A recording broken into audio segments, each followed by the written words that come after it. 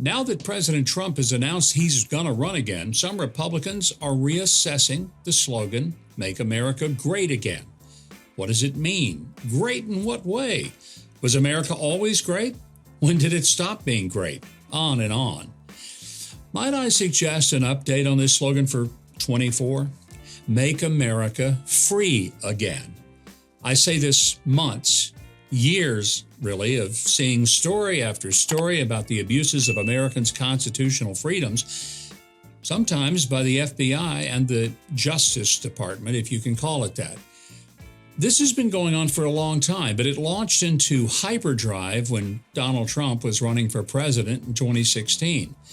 If anyone's to blame, it's the Obama DOJ, which is still essentially in place now under President Biden. As the Twitter files have shown, these and other government agencies reach their tentacles into social media to control what we were even able to know. Trump himself is the perfect vehicle for the campaign, as he personally has been victimized by this corrupt system over and over. He not only has the strength to stand up to it, but quite frankly, he is Exhibit A. But as we are increasingly seeing, especially by the treatment of those who were detained after the January 6 riots, these abuses threaten all of us who dare to show up and, of course, speak up. We certainly are not free the way freedom was originally envisioned for this country. Far from it.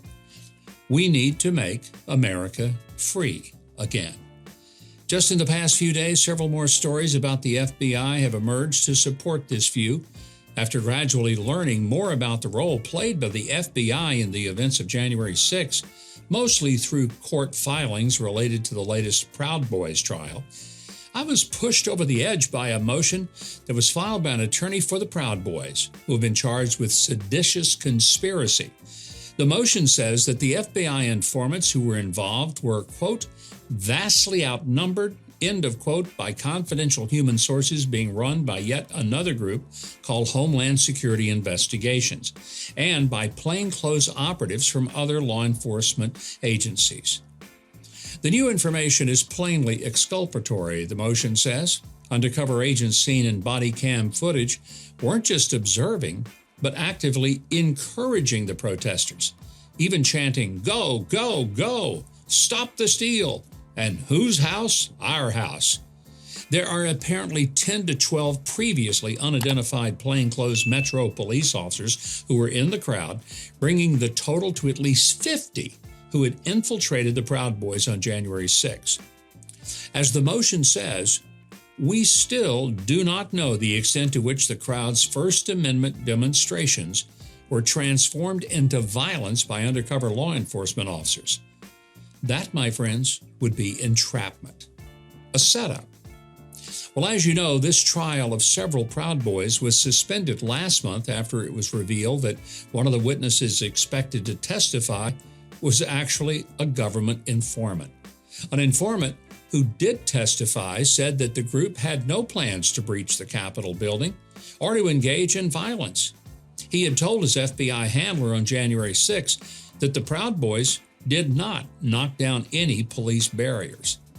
Writing on AmericanGreatness.com, Julie Kelly has a report on January 6, this one about the Secret Service, who last month informed Congress that they had erased many text messages from January 5th and 6th, 2021, as part of a device replacement program, which was 11 days after the Inspector General, Dr. Joseph Kafari, had requested those records as part of their evaluation of events on January 6.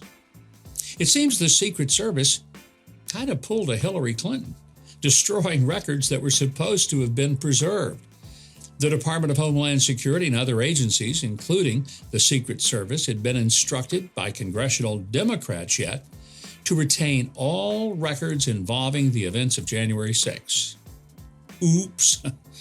Well, the communications director for the Secret Service tersely denied any malicious intent, saying this, quote, system migration, end quote, had been in the works for 3 months. But you know what? That doesn't matter. They were supposed to save those communications, period. And by this time, Joe Biden had been inaugurated, which means this happened on his administration's watch. And there's more. The group America First Legal obtained documents that show the FBI gained access to 15 boxes of Donald Trump's archival records through a special access request from, who else? The Biden White House, which was done on the behalf of the Department of Justice. It's not supposed to happen that way. As AFL explains, the Special Access Statute authorizes special access requests to an incumbent president only, and I mean only, when the records in question are needed for the conduct of current business of the White House. Providing documents to the DOJ for purposes of criminal investigation is not the current business of the White House. But it might have created a pretext for the raid that was conducted on Mar-a-Lago.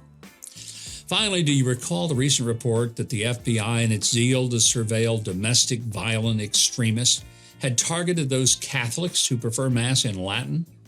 Probably due to their strong pro-life stance. Who knows? When questioned by Missouri Senator Josh Hawley, Attorney General Merrick Garland denied this. Thank you, Mr. Chairman. Attorney General Garland, let me just ask you, does your department have a problem with anti-Catholic bias? Our department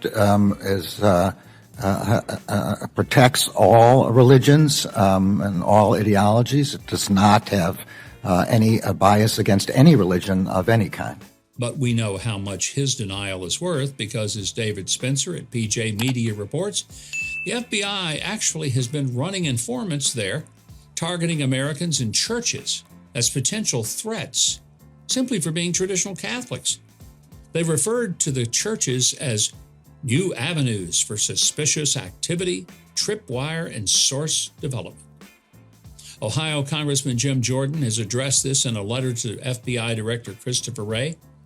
I'm sure that Wray will drop everything and he'll get right on it. Right.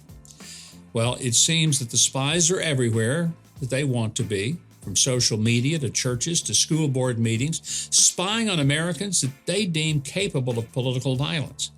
As they say, you're not paranoid if it's really happening. Again, as long as this is left unchecked, America is not free. We have to make America free again. Thanks for watching. Now, if you haven't already, I hope you'll subscribe to the channel and click the notification bell below. Be sure to leave a like and check the comments for the question of the day.